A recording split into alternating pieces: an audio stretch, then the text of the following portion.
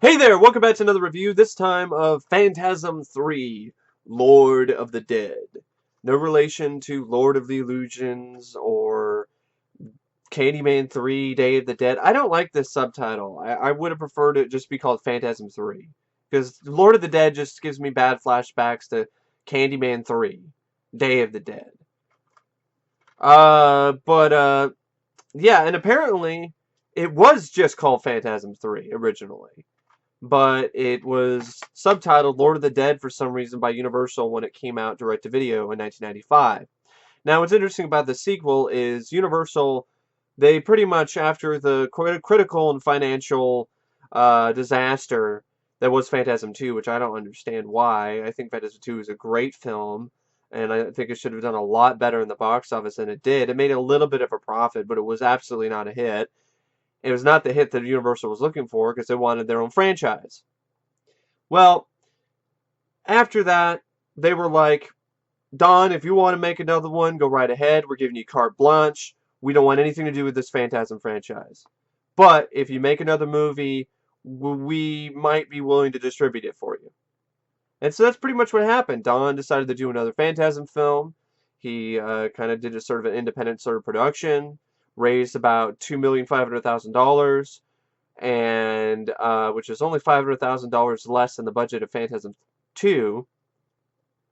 And so he finished the movie, shot Phantasm 3, finished it, and it was held back for release in any form until 1994. So it was a year until it would be released in any format. And it was a very limited release in theaters, just under the title Phantasm 3. And then it was just released direct to video a year later in 1995 by MCA Universal. So for all intents and purposes, most people who saw this for the first time probably saw it on VHS. They thought it was just a direct-to-video sequel, but it really wasn't. It just, Universal had no faith in the film. And it's too bad because, in 1995, I mean, you could do a lot worse than this in terms of horror films. I think it might have done decent in the box office, the right release date, who knows? But, yeah, Universal had no faith in it to be to put it in theaters. So it was direct to video. I don't think it's that bad. Now, this is the film where I really started to take issue with the franchise. Like this is the first movie in the franchise where I was like calling bullshit on a lot of things, and then it just got worse from there. So, this is kind of the beginning of the end, if you ask me, when it comes to the Phantasm franchise. This is the last Phantasm film I can think of that I enjoyed, I had fun with, but I still had some major issues with this film. Not enough for me to say it's a bad movie, not enough for me to be like, oh man, like, it sucks. No, there wasn't enough of that, because there's a lot of really ingenious, fun, cool things in this movie. But there's a lot of bullshit as well that I just was not a fan of at all. And I'll get to that soon enough. Now, Phantasm 3, Lord of the Dead is directed by Don Coscarelli. It's also written by Don Coscarelli. Uh, it's produced, I believe, as well by Don Coscarelli. It returns Fred Myrow and Christopher L. Stone. They do the score for Phantasm 3. And by do the score, we should put air quotes over it, because this is just a reused version of the score from Phantasm 2. There really isn't anything really new. There's a couple new things, and they don't sound very good. So most of the time, it was just same score for Phantasm 2, just reused for the film. Uh, the movie brought back, in terms of the cast, you got Angus Scrimm, of course, comes back as the tall man. A. Michael Baldwin comes back as Mike. And I gotta be honest, I thought A. Michael Baldwin in this is pretty wooden, and I personally prefer James LeGros, and I would have liked to have seen him again than A. Michael Baldwin. To me, he looks and he acts like a poor man's David Patrick Kelly. I liked James LeGros. I liked his look. I liked his performance. I just wasn't that into A. Michael Baldwin. Um, Reggie Bannister, though, comes back as Reggie. He's fun as always. I think the jokes they gave him and weren't really the best. And he had some great moments in this. There's some badass moments, but then there's some moments where the camera would cut away from a moment that could be really that could add to the badassness of Reggie, and that was disappointing. Bill Thornbury comes back to as Jody, which I thought was fun to see him again. Kevin Connors, he's a newcomer to the cast as Tim, who honestly I like the kid. I like the character of Tim, and I like Kevin Connors' performance. It was this kid who's a badass. He really was. And you also have Gloria Lynne Henry as Rocky, this African American martial arts chick. She reminded me a lot of Grace Jones. She was there. I thought her performance wasn't the best, but the character I didn't mind. I think it's one of those instances where I like the character more than I like the performance. And that's pretty much about it in terms of the cast. So it's got a pretty small cast, but for a lot of these for a Phantasm film, it's kind of jam packed in terms of cast members. And I guess I preferred the the not so crowded cast of characters in Phantasm 2. It's just mainly just Mike and Reggie. And then there's the girl, but she doesn't really come into play directly until pretty much close to the film is over. And you have that other girl as well. But, for the people who are doing the action, it's Mike and Reggie. They kind of jam-pack some characters in here. Now, the movie,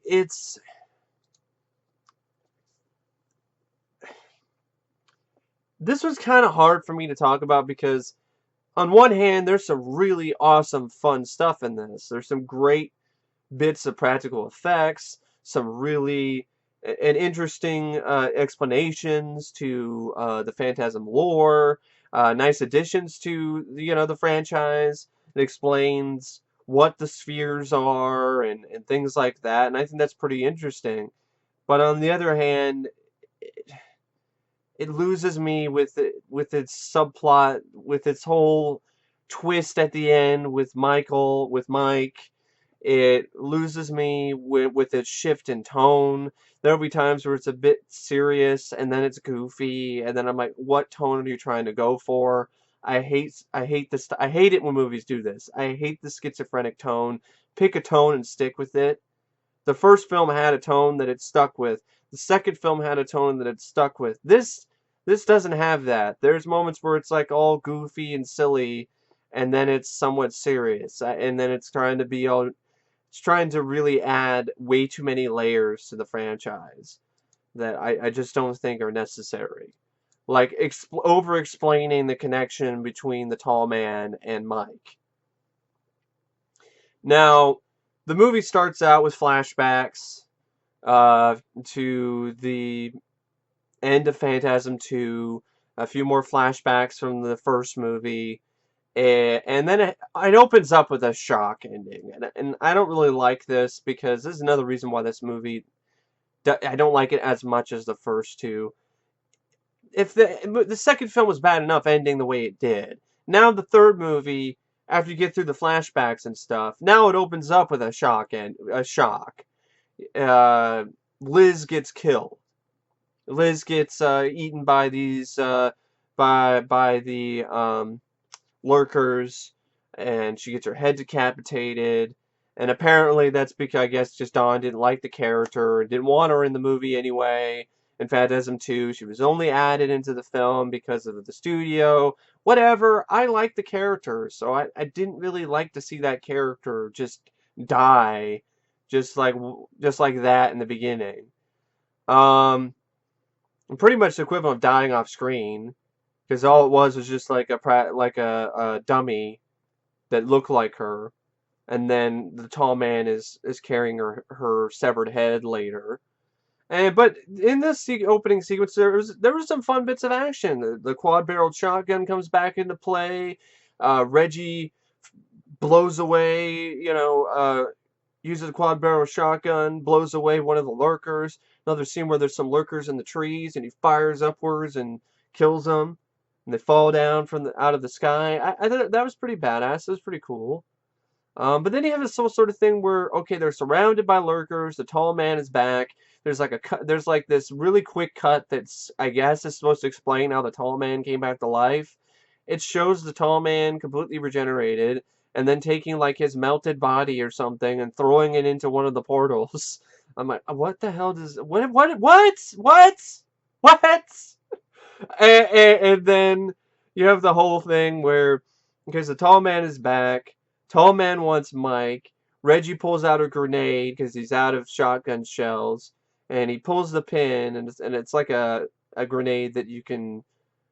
It's not like you pull the pin and like that's it. It's like one of those like digitally operated grenades. So he starts the grenade pretty much and says, the only way you're going to get Mike is in pieces. So the tall man's like, all right, whatever. No, that's not really what he said. He's like, take good care of him. And then he leaves.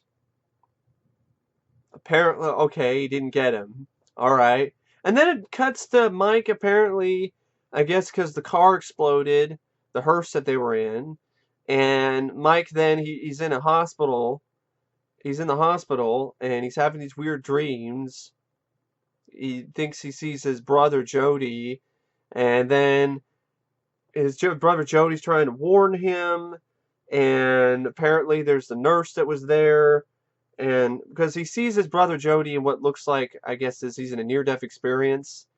He's gonna go to heaven, and Jody's like, don't go into the light. And Mike does anyway, and then the tall man is there waiting for him, so then he wakes up.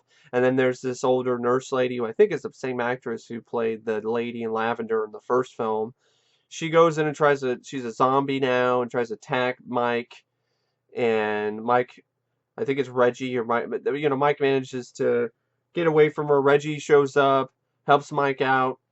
There's some pretty good practical effects in this scene. Like, there's a sphere that is apparently inside of the zombie's head, and it like drills through the top of the head and then like pops out and then starts flying around, and then this little kind of, it's like a extension sort of thing, pops out, and it's got a little eyeball on it, like a human eye, and it looks around and then it pops back in and it flies out the window. That was pretty cool. So there's some really excellent practical effects in this. So this is one of those movies to me where when there's something happening, it's entertaining, it's fun. When there isn't something happening, it's boring. So it's one of those movies where it's like you're waiting for something to happen, because the stuff that, and I think that's a pacing issue. I think it's the way it's written, or maybe it's just as a third Phantasm film. I'm not really that interested in the story here, because what happens is Mike eventually gets taken by the tall man. And you also find out that Jody is alive because his brain is inside the sphere. And okay, all right. Hey, it's a way to bring back Jody. Okay, all right. I'm not gonna. I thought it was kind of clever. I didn't really. That didn't really bother me. But I thought it was gonna bug me, but I was like, no, not really. That doesn't really bother me that much. What bothered me more is that he's just dead. It was just a dream in the first movie. But anyway, here at least Jody's alive in some capacity. And it explains some, the spheres, what the use of the spheres are. The Sentinels is when the tall man shrinks these bodies down to these dwarf forms. He takes their little brains out and he puts them in the spheres, and he controls their mind and their body. So he makes their mind into these obedient killers and the Sentinels, and then he uses their body, this husk, as as a slave, or just to do his bidding, and I think that's pretty clever actually. So I got to give Don credit for that. So then the rest of the movie is pretty much just Reggie's trying to save Mike. So he ends up going to this town, another deserted town somewhere, and he gets captured by these looters. And apparently, like, his Hemikuta is, like, regenerated itself. Like, it blew up in Phantasm II. Apparently, he got a new one. I don't know. Whatever. It's nice to see the Hemikuta again. And there's these three looters who are terrible actors. They look like they're way out of place in this franchise to me. They act like the type of criminals you'd see in like a Moonbeam Entertainment movie, like a Home Alone knockoff. I half expected to see the Three Ninjas show up. That's how bad these looters were. So they knock Reggie out. They put him in the back of a semi-cuda. They go drive up to this house. They try to break in, and there's always traps and stuff. And apparently there's this, and it was pretty clever actually, because it looks like there's these two grandparents in a chair. In reality, it's like this, just like paper mache. One of the looters shoots one of their heads off, and I'm like, oh, it's not real. And then they figure out that they're in a house that's booby trapped by this kid, who you find out is Tim. And I liked how this kid was really resourceful, and he was like, he was a badass. It's like Kevin McAllister, but like the even deadlier version, like the killer McAllister, like Killer Kevin. He comes in. He has this clown set up on the ceiling that has like knives on it that falls down and swings that towards the bad guys. They think they've got him, and he stabs one of the guys with the guy who's grabbed him. He takes out a hatchet and fucks up his leg, and then he throws the hatchet, and it goes right in between the eyes of the female looter.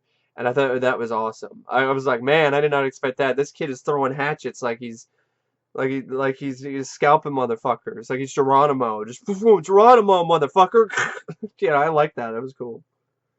And then he doesn't stop there either, because he shoots the taller, bigger looter guy. He shoots him with a gun, and with a 6-shooter, and then he kills this other guy. Actually, no, he doesn't kill that guy.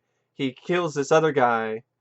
No, I don't think he does anything with a gun yet. He shoots a few other. Uses a gun later when uh, they encounter some other threats, Reggie and Tim. So what he does with the taller guy is really, I thought, was really brilliant. He throws this frisbee, and it's got these razor blades on the end of it. So he throws this frisbee, and it slits the guy's throat. And then he traps the other guy in a ditch, and then it's insinuated that he shot him, but it's off screen. Which I'm kind of like, oh, the movie's like, we can't show the kid shoot the guy, but we could show the kid throw a frisbee with razor blades that slits the guy's throat. We could show the kid throwing a hatchet at some woman's face.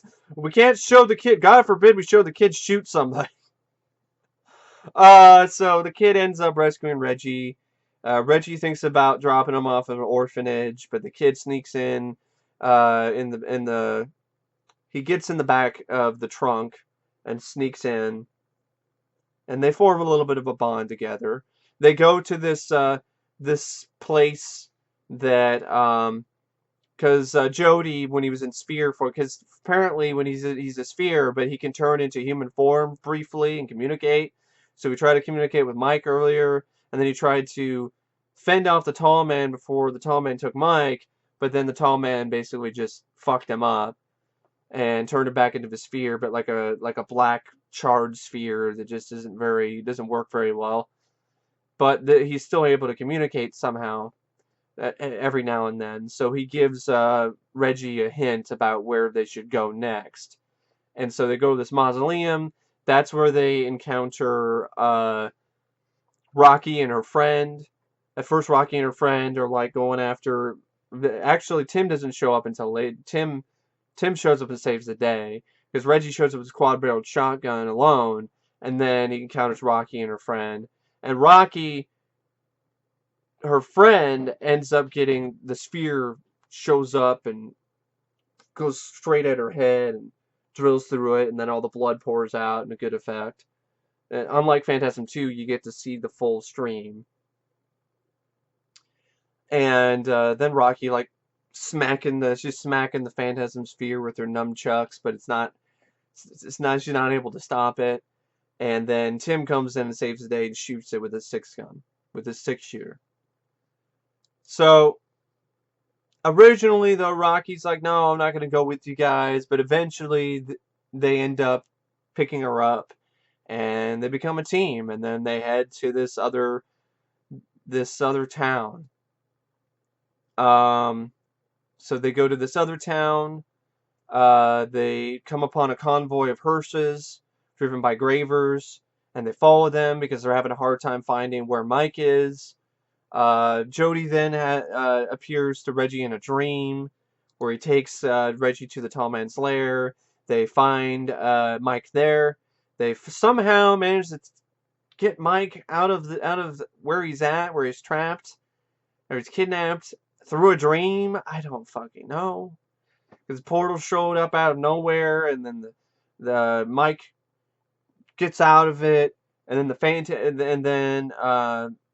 the tall man is coming, and Jody's like, I can't do anything because he's locked on my signal or whatever. The tall man starts to get out of the sphere, and not out of the sphere, out of the portal, and admittedly pretty shitty looking effect. Apparently, this film was the first film in the franchise that used some digital effects, and it kind of can tell. Some of the morphing of when Jody turns back into a sphere. It's not the worst ever, but it's definitely noticeable here when the portal opens up and then it closes and then cuts off the tall man's hands. And then there's a really cool scene here, like the tall man's hands, they then turn into these walking monsters that look like something straight out of John Carpenter's The Thing.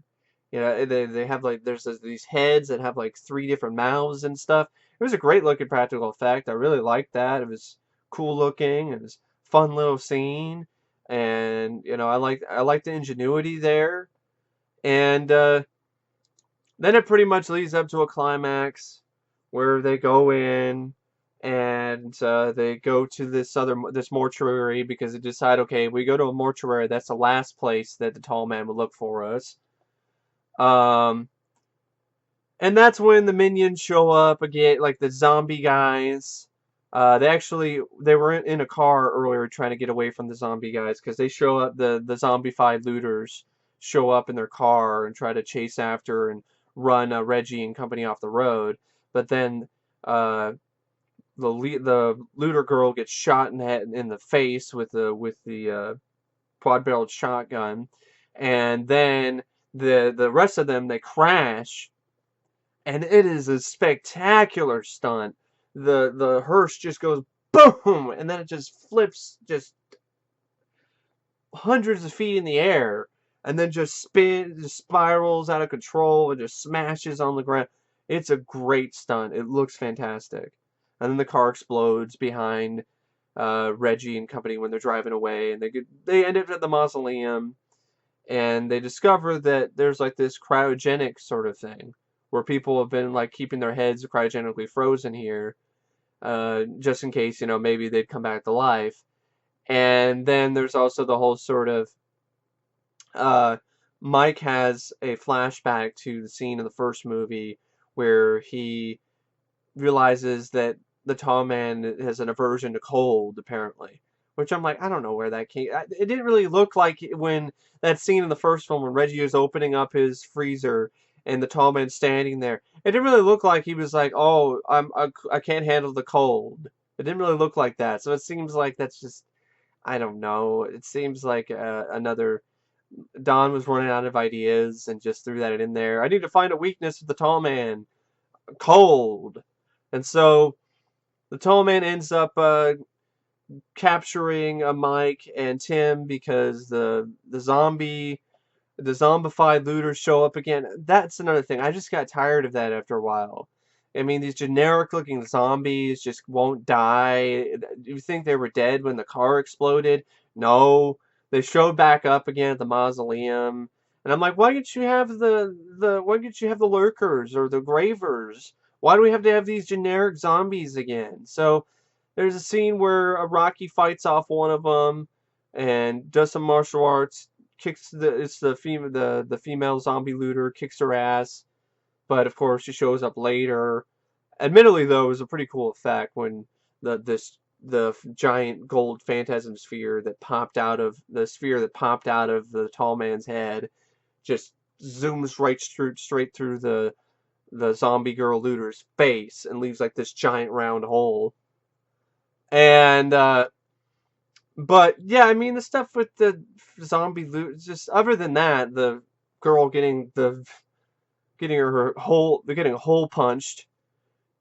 She's getting hole punched. Other than that, it's just not really. I could do without it. And then you have this whole sort of thing, the subplot where the tall man's like talking to Mike and is like, "I'm gonna release you from your prison or whatever." And I'm like, "What the hell? I don't get this. What is going on here?" And Rocky ends up throwing a piece of metal that has that's frozen with the liquid nitrogen into the tall man. Then Rocky, Reggie, and Tim throw him into this freezer. He freezes. And then there's a really cool effect where his face cracks open and then a sphere flies out. Because apparently now, instead of like there being like this monster thing that pops out, he's a sphere. I don't understand. It's just making sense. His face cracks open and one of those gold phantasms, one of those gold sphere sentinels flies out. And Reggie manages to stop it with with of all things a plunger, and with the help of his friends, they toss it into the cryogenic chamber, and then Rocky drives away in the hearse, and then you have this weird bullshit that apparently, and of course that happened earlier because Tall Man was using this instrument and jamming it into Mike's head. And apparently Mike, he's one of them. He's just like the tall man. Because he has yellow blood. And apparently he pulled away a piece of his skin on his head and there's a sphere underneath it. So I'm like, what the fuck, Don? Seriously. I mean, what? I, I don't like that. I think simpler is better. I like the fact that Mike was just some kid who saw some weird shit and he ruined the tall man's operation or whatever, and the tall man just wants revenge. I like that. I don't need this subplot where he's not human. He's never been human. It's like I said, over explaining the motivation and the sort of feud between the tall man and Mike. I'm like, what the fuck, Don? Seriously? And then Mike, he looks like he's a corpse. He's got these weird glassy, sphere. It kind of looks like his eyes are like spheres. And he's staring at, Reggie, and Reggie's like, "Don't go." It's like, "I have to go." And then Jody shows up and then says some line like, "Don't believe everything you see, Reggie." It's like, you gotta have patience or whatever. And I'm like, what the fuck is going on here? And then Jody turns into the sphere, flies away, Mike disappears into thin air. And then, of course, you have this bullshit, the typical ending for all these fucking movies for some reason, where Mike and Tim go back to the mausoleum to try to see an explanation to what happened to Mike or what the fuck is going on. And Tim tells Reggie about something that Mike told him, that there's thousands of them. And then you see all these spheres on the ceiling. Because you saw them earlier, and actually a pretty cool shot, a really memorable shot of Angus Scrimm standing. And then there's like hundreds of these spheres behind him. And so Tim's looking around. And he sees that, oh no, the sphere is out of the cryo container, and then he looks behind a door and Reggie's there. He's stuck. He's trapped against a wall with all of these spheres. He's trying to tell Tim, get out of here, and Tim's got the 6-shooter, and he's like, no, I'm not leaving. And then he's getting ready to shoot some of them, and then the tall man shows up again. And then you have I hate talking about this. I really do. Again, Don? Damn it, Don! What is wrong with you?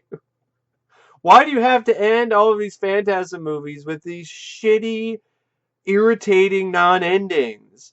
So, the tall man says something like, after Reggie says, no, go, Tim, it's over. And then the tall man shows up and then pulls the kid through the window, and there's a no, it's never over. And then another shock ending. Another stupid shock ending that it's not effective anymore, Don. I swear he just doesn't he doesn't know how to end the movie. That's my explanation for it. He doesn't know how to end the fucking movie. He doesn't know, so I'm just gonna end it with another shock ending. Another shock non-ending that pisses me off. I'm sick and tired of that shit. Enough. The first film, okay, I could deal with it. I'm still not a fan of it, but alright, first movie, okay, alright. Somewhat unique, okay. The second film, I'm like, really? The third movie, I'm like, damn it, Don, just stop. Like, really, like this, the third film is like, now it's predictable. Now it has no impact. It's just expected, and then I'm wanting it not to happen, but then it happens, and I'm like, God damn it, stop! Can you just end the movie normally? Like, end it. Like, don't end it in some shock ending. That's like sequel bait bullshit.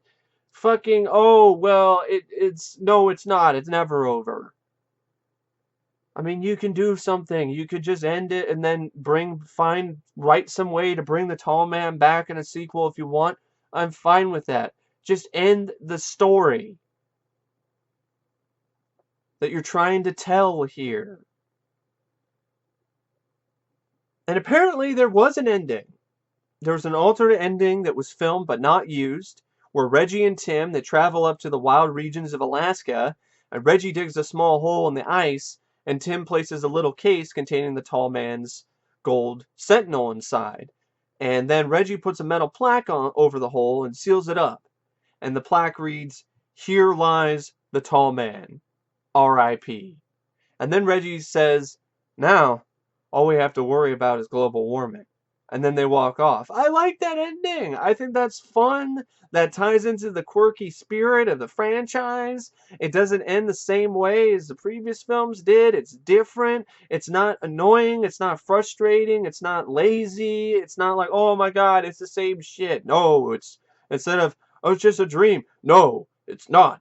And then this one was like, oh, it's over. No, it's never over. I'm just like, oh God, just stop. Damn it, Don. Damn it. So that being said, I like I said, I still like the movie. I think it's fun. There's some fun stuff, some nice bits of practical effects, some interesting things, like the explanation behind what the spheres are, and so on. It came up with a pretty clever way to bring back Jodie to the franchise. But I hate the bullshit with Mike being one of the tall men or some shit, and he's got a spear in his head. I hate that bullshit. I hate the fact that it's like, oh, nothing is ever what it seems, because that's just a get out of jail free card. That's just like, oh, I could write the stupidest shit ever, and then I could just be like, well, it's not what it seems. Bullshit. Just don't do it. Why? He pulled it out of his ass. There's nothing hinted about. There's nothing. There's nothing hinted. There's no hint to that at all in any of the previous films. Don just pulled it out of his ass. You have the opening with the shock opening with the character with Tina. I mean Liz, not Tina. Wish it was Tina getting her head ripped off from Tina from Halloween 5. Liz. And then you got, just Mike isn't really in the film that much. Tim, I don't mind, but I prefer to have more of Mike, preferably James LeGros. Excuse me, Rocky's okay, but and the humor is very hit and miss. There are times where it makes me chuckle a bit, but there's other times where I just think it's kind of groan-inducing. It's just not really that funny. It's just lame. And you have a climax that, okay, it's kind of funny with the plunger thing, but I thought it was a bit disappointing. It's like, oh, he stopped it with a plunger. Ha ha ha. And I'm just like, I don't know. That's disappointing. You find out that the tall man has a spear for a head, and it's a gold sentinel and you defeat it with a plunger? I mean, really? And the stupid nonsense with the reanimated looters keep coming back to life. Sometimes they come back again and again and again and again. Wasn't a fan of that. And then the stupid shock non-ending, which just irritates the hell out of me. But that being said, it's 100 times better than Phantasm 4. So I don't know what else to say about Phantasm 3, except it was a rated out of 5 stars. I give it 3.5 out of 5 stars. Above average, fun, entertaining movie. I think it has some issues with its pacing. I think some of the elements are really fun and unique, but other ones not so much, or they're just annoying, or they're frustrating because they're confusing, or they just change the narrative around to the point where it's not only not recognizable, but it just fucks things up. It just fucks it up. With this, I don't get it, and I don't think Oblivion is gonna explain any of this shit, or Ravager, but we'll see. Apparently, I'll give him a shot again and see what happens. Anyway, I hope you guys enjoyed this review, and as always, I will see you guys later. See ya.